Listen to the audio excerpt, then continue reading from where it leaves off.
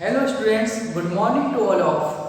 Today we are going to start next unit number 2, that is genetics. आज हम जो है अनुवांशिकता जो हमारी यूनिट है उसकी हम जो है स्टडी करने जा रहे हैं। तो students, what is the genetics, अनुवांशिकता क्या होती है, ठीक है। और जो है सबसे पहले इसको किसने स्टडी किया है, तो आज हम इसके बारे में इंफॉर्मेशन लेके आइए देखते हैं। सबसे पहले हम बात करते हैं यहाँ पर टॉपिक जो है आपका जेनेटिक्स है, ठीक है। तो जो जेनेटिक्स होता है उसको बोलते हैं अपन अनुवांशिकी बोलते हैं। क्या कहा जाता है इसे? अनुवांशिकी कहा जाता है, ठीक है। तो जेनेटिक्स स्टडी ऑफ हेरिडिटी, ठीक है। हम जो है अनुवांशिकता के अंदर जो है किसका अध्ययन करते हैं अपन? वंशगत का, या वंशगति का भी चल जाएगा। हम इसके अंदर जो है वंशगति का अध्ययन करते हैं। तो मीन्स यहाँ पर जो जेनेटिक्स वर्ड है, ठीक है, तो ये कहाँ से लिया गया है? ये लिया गया है जीन से, ठीक है। अब जो है जीन्स होते क्या है, जैसे हम बात करते हैं जीन्स की, ठीक है। तो ये जीन्स कहाँ प्रेजेंट होते हैं, ठीक है। तो ये जीन्स जो है क्रोमोसोम में प्रेजेंट होते हैं। फर्स्टली अब हम बात करेंगे कि जो सेल्स होती है, फॉर एग्जांपल हमारे पास में एक सेल है, ठीक है। कोई भी सेल ले लिया अपन ने, प्लांट सेल, एनिमल सेल, ठीक है। तो एनिमल सेल से ले लेते अपन प्लांट सेल, तो उसमें जो एक न्यूक्लियस होता है, जो न्यूक्लियस होता है, उस न्यूक्लियस के अंदर जो है थ्रेड लाइक स्ट्रक्चर होते हैं, धागे जैसी संरचना होती है, that is chromosome. Chromosome, understood. गुणसूत्र, इसे कहा जाता है गुणसूत्र। तो गुणसूत्र के अंदर जो होते हैं क्या होते हैं? डीएनए होते हैं, डीएनए, ठीक है। और डीएनए की जो सीक्वेंस होती है, डीएनए की सीक्वेंस, ठीक है, उसे क्या कहा जाता है? उसे कहा जाता है जीन, अंडरस्टूड। जो सीक्वेंस होती है किसकी? डीएनए की, उसे कहा जाता है जीन, ठीक है। और यही जीन्स जो है एक पीढ़ी से दूसरी पीढ़ी, one generation to another generation क्या होती है? जाती, ट्रांसमिट होती है, जाते जाती है, ठीक है। तो हमको जो है स्टडी करना है किसकी? इस जीन्स की स्टडी करना है, ठीक है। जेनेटिक्स जो है जीन्स की स्टडी कर रहे हैं अपन कि जो कैरेक्टर होते हैं, मतलब जो पेरेंटल कैरेक्टर जो होते हैं, मैटरनल कैरेक्टर जो होते हैं, एक पीढ़ी से दूसरी पीढ़ी में, one generation to another generation में क्या होते हैं? ट्रांसमिट होते हैं, ठीक है। तो आपको समझ में आ गई बात, जेनेटिक मतलब क्या था? अनुवांशिकी होता है, ठीक है। और इस अनुवांशिकी के अंदर जो हम बात करते हैं वंशगति, और वंशगति क्या होती है? तो लिखा यहाँ पर हेरिडिटी ऑफ सम और बायोलॉजिकल प्रोसेस, ठीक है।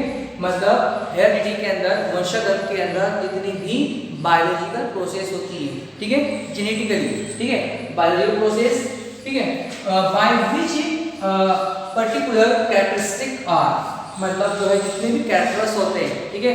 फॉर एग्जांपल यदि किसी फादर के जो कैरेक्टर हैं, ठीक है, वो कैरेक्टर जो है उसके चाइल्ड में ट्रांसमिट हो जाए, वो कैरेक्टर जो है उसके बच्चों में चले जाते हैं, तो अपन क्या बोलेंगे? उसको बोलेंगे अपन वंशगति, बोलेंगे अपन हेरिडिटी, बोलेंगे अपन, ठीक है।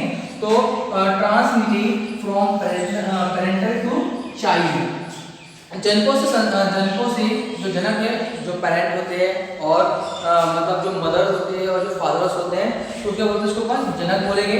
संतानों में उत्पन्न लक्षण, ठीक है, जनकों से किसमें? संतानों में, मतलब जो पहले जो कैरेक्टर जो है पेरेंट्स में थे, अब वो कैरेक्टर किसमें आ गए? संतानों में आ गए। उत्पन्न लक्षण, एक पीढ़ी से दूसरी पीढ़ी में जाना, ठीक है, एक पीढ़ी से दूसरी पीढ़ी में क्या होना? जाना, उसे क्या कहा जाता है? वंशगति कहा जाता है। तो दो वर्ड है हमारे पास में, एक जेनेटिक्स होता है, एक होता है हेरिडिटी, ठीक है, मतलब अनुवांशिकी, और दूसरा होता है वंशगत या वंशगति, अंडरस्टूड।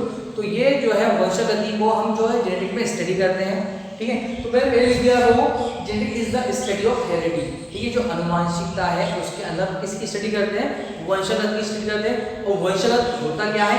वंश मतलब क्या है? एक पीढ़ी से दूसरी पीढ़ी में कैरेक्टरों का ट्रांसफर होना, एक पीढ़ी से दूसरी पीढ़ी में जो है कैरेक्टरों का ट्रांसफर होना, अंडरस्टूड। और जो है बात इसी कर रहे हैं अपन, जीन्स की बात कर रहे हैं अपन। तो ये जीन्स कहाँ प्रेजेंट होते हैं? ये जीन्स होते हैं सीक्वेंस होते हैं किसके अंदर, डीएनए के अंदर। और डीएनए कहाँ होता है, क्रोमोसोम के अंदर होता है, गुणसूत्र के अंदर होता है। और गुणसूत्र कहाँ होता है, न्यूक्लियस के अंदर होता है। अंडरस्टूड। और जितनी भी जो जर्म सेल्स होती है ना, कोई भी सेल्स नहीं, ओनली जर्म सेल, मतलब कौन सी वाली, जो हमारे जो सेक्स कोशिका होती है, ठीक है, जो उसको अपन जर्म सेल ही बोलते हैं उसको अपन, तो वो जर्म सेल ही होंगी, है ना। टू टाइप्स की जो कोशिकाएं होती है, एक होती है देही कोशिका, एक होती है जर्म कोशिका। तो देही कोशिका के अंदर जो कैरेक्टर जो है ट्रांसफर नहीं होते हैं, सिर्फ इसके अंदर ट्रांसफर होते हैं जो जर्म सेल्स होती है उसके अंदर जो न्यूक्लियस होगा, उसके अंदर जो क्रोमोसोम होगा, उसके अंदर जो डीएनए होगा, उसके अंदर जो जीन्स होगा, वो जीन्स जो है कैरेक्टर के रूप में जो है एक पीढ़ी से दूसरी पीढ़ी के अंदर क्या हो रहा है, ट्रांसफर हो रहा है। अंडरस्टूड। चलिए अब हम बात करते हैं, सबसे पहले जो है जेनेटिक्स के बारे में जानकारी किसने दिया था, तो ग्रेगर मेंडल। ग्रेगर मेंडल, ठीक है, ठीक है, ग्रेगर मेंडल। मेंडल ने जो है सबसे पहले जो है जेनेटिक्स के बारे में स्टडी किया। तो फादर ऑफ जेनेटिक्स किसे कहा जाता है, तो ग्रेगर जॉन मेंडल को कहा जाता है, क्या, फादर ऑफ जेनेटिक्स। अंडरस्टूड। तो जो ग्रेगर जो मेंडल था उसने जो है स्टडी किया किसके ऊपर, उसने एक नियम दिया, इनहेरिटेंस। कौन सा नियम दिया, इनहेरिटेंस, वंशागति, वंशागति के नियम दिया।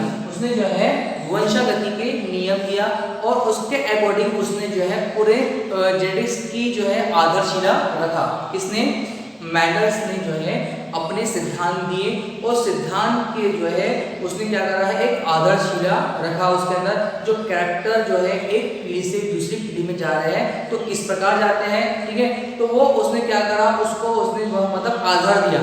तो फादर ऑफ ग्रेगर मेंडल्स कहा जाता है जेनेटिक्स का। अंडरस्टूड।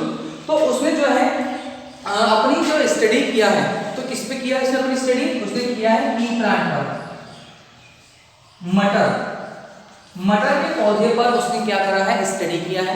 अब मटर का पौधा ही इसने क्यों चूज किया, ठीक है, तो बहुत ज़्यादा उसके अंदर भी लॉजिक था उसके पास में, ठीक है। जब वो स्टडी कर रहा था उसने देखा है कि जो पी जो प्लांट होता है वो जो है एक वर्षीय होता है, क्या होता है, एक वर्ष में लगाई जाती है और 6 महीने के अंदर जो है उसको ऊपर रूपांतरित कर जाता है, ठीक है।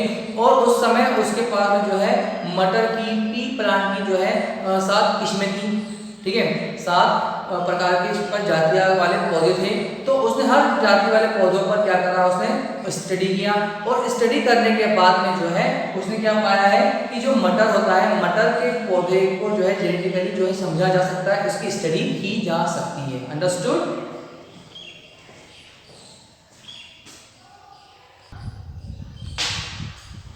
स्टूडेंट जो है कि मतलब जो पी प्लांट था, जो मटर प्लांट पौधा था, तो उसको एक्सप्लेन करने के लिए जो है उसने स्टडी करने के लिए जो है मटर पौधे ही सिलेक्ट किया था। उसके कुछ रीज़न थे, तो कुछ रीज़न अपन देखते हैं उसके बारे में अपन।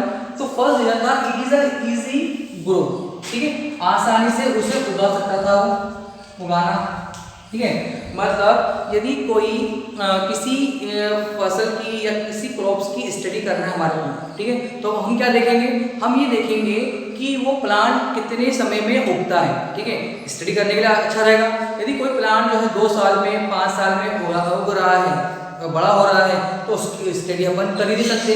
तो जॉर्ज मेंडल ने जो मटर का प्लांट सिलेक्ट किया था उसका एक रीज़न था कि इजीली ग्रो हो जाता है। ये 6 महीने क्या होता है, एक प्लांट जो है उगकर जो है हमको फसल या हमको जो है इसके जो बीज होते हैं, पी जो होता है वो हमको दे देता है।